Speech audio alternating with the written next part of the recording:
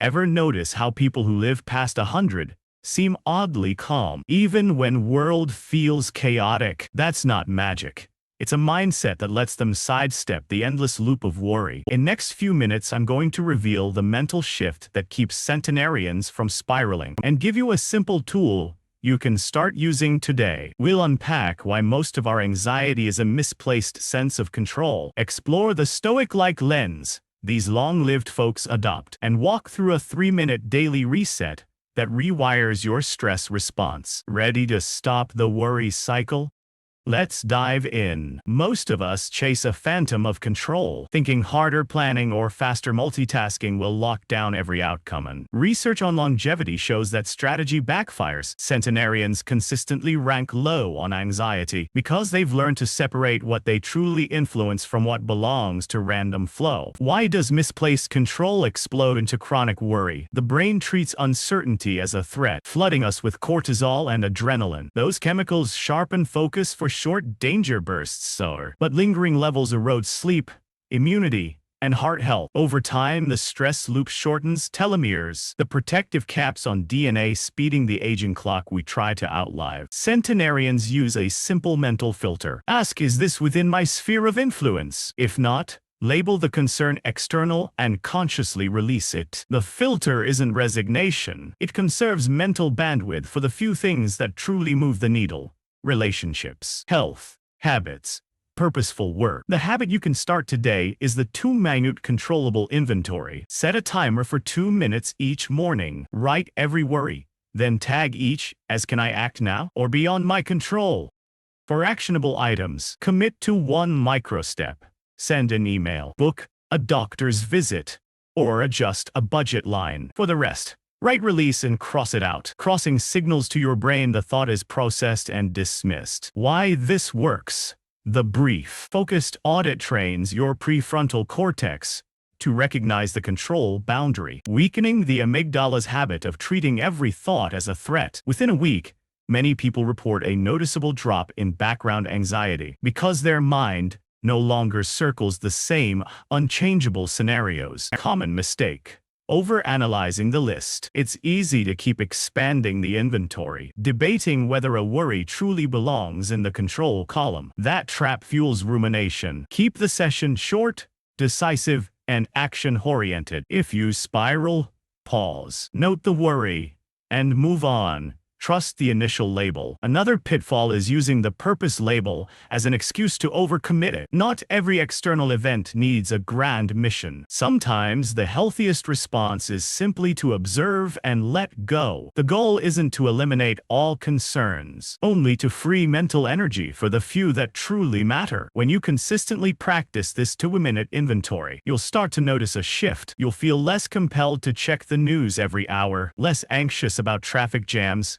and more present in conversations. That presence is the first building block of the calm that centenarians enjoy, because they've trained their minds to focus on the controllable garden they can tend, rather than the weather they can't change. Try it right now. Grab a pen, set a timer, and list 3 worries that popped up this morning. Mark 1 as actionable, perhaps scheduling a quick call, and label the other 2 release.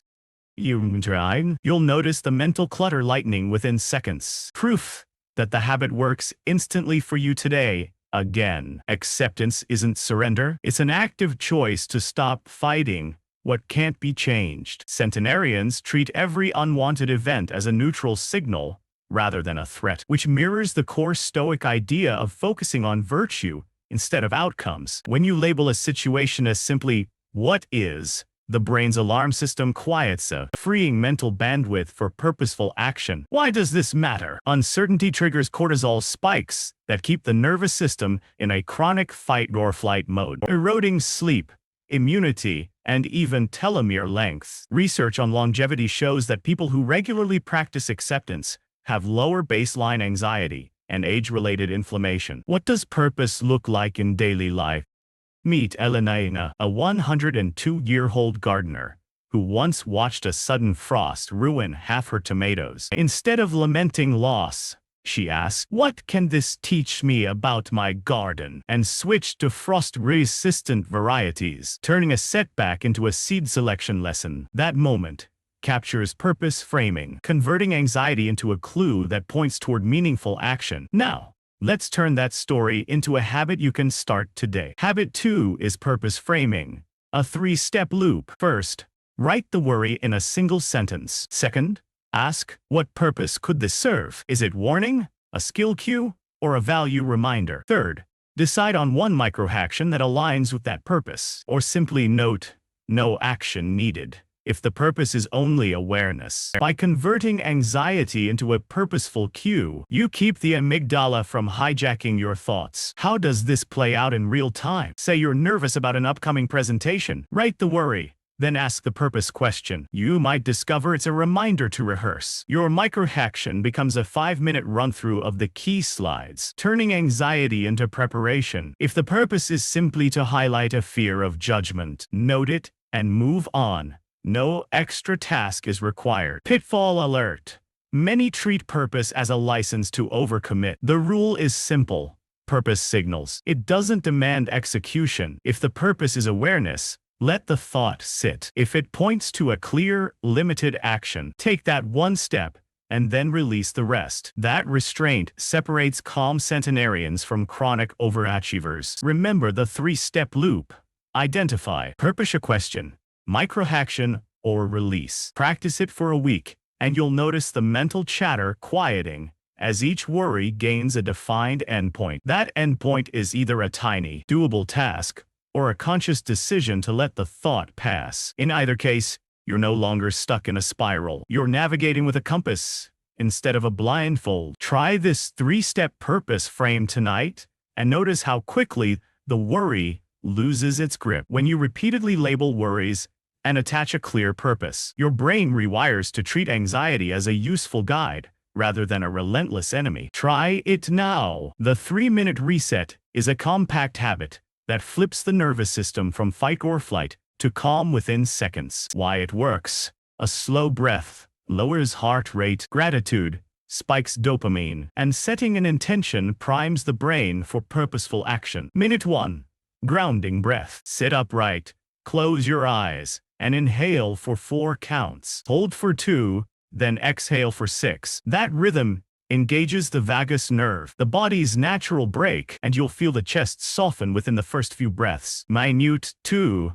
Gratitude. Open your eyes, glance around, and silently name 3 things you genuinely appreciate right now. Maybe the sunlight on your desk, a supportive colleague, or simply the fact you have a moment to pause. Research shows that brief gratitude spikes serotonin, which lifts mood and reduces the amygdala's threat response. Minute 3. Intention. Choose one micro-goal that aligns with the purpose you identified earlier, like sending that one email, taking a 5-minute walk, or writing a single paragraph for a project. State it out loud. I will, in the next hour, and notice how the brain treats it as a contract. Boosting follow-through. Why the 3 steps lock and change. The breath resets the autonomic nervous system. Gratitude rewires reward pathways, and intention creates a dopamine-driven cue that propels action. Do the whole routine daily for 21 days, and you'll train your brain to jump from worry to purpose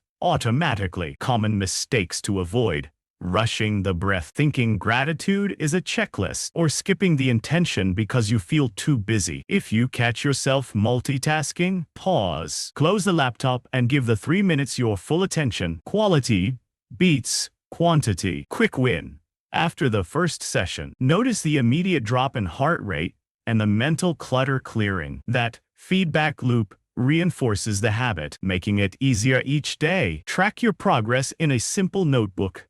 Data, how you felt before, and the post-USIT rating on a 1-10 scale. Patterns emerge, and you'll see anxiety scores shrink over weeks. Centenarians swear by this kind of micro-reset. In a study of people over 100, those who practiced a brief daily grounding routine reported 30% lower perceived stress than peers who only relied on occasional meditation. The secret is consistency, not length. 3 minutes is enough to signal to the brain that you're safe, allowing the natural repair processes to kick in. Think of it as a mental water break for your nervous system. Just as you hydrate your body, you hydrate your mind. Over time, the habit builds resilience. So when a new worry pops up, you already have the tools to diffuse it before it spirals. Start tonight, and by tomorrow you'll notice a calmer mind, ready for the day. Consistency is the key. The brain rewards repeated practice with lasting peace.